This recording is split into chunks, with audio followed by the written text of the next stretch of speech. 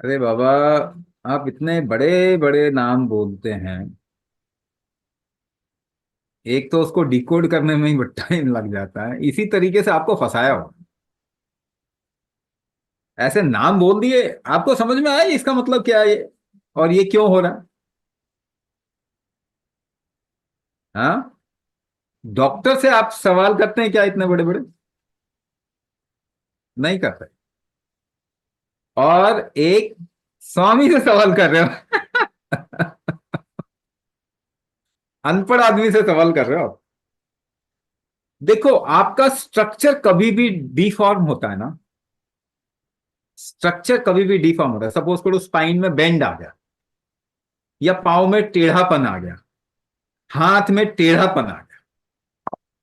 ऐसा अगर स्ट्रक्चर कभी भी डिफॉर्म होता है ना, तो आपके बॉडी का एक स्ट्रक्चरल मेंटेनिंग स्ट्रेंथ है, वो कमजोर हो गया। उस स्ट्रेंथ को कहते हैं व्यान शक्ति। अब ये क्या है इन टर्म्स ऑफ प्रैक्टिकली क्या है?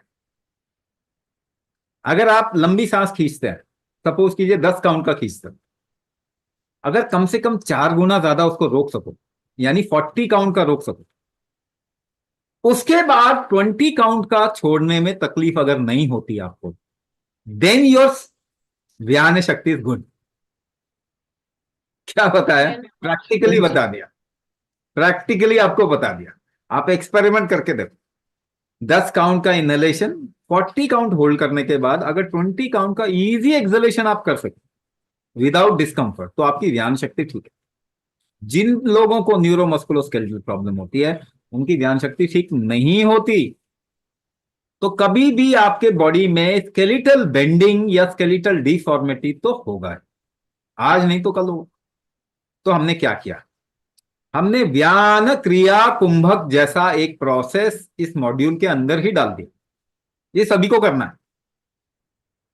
यानी व्यान शक्ति को बढ़ाने का तरीका, 3 चीजें आपसे करवाते हैं। अंगन्यास, मर्म विन्यासन, कुंभक थेरेपी, 3 चीज करवाते हैं। कुंभक थेरेपी में व्यान क्रिया कुंभक थर्ड पार्ट है। वो आपके मॉड्यूल में ही बिल्ड किया।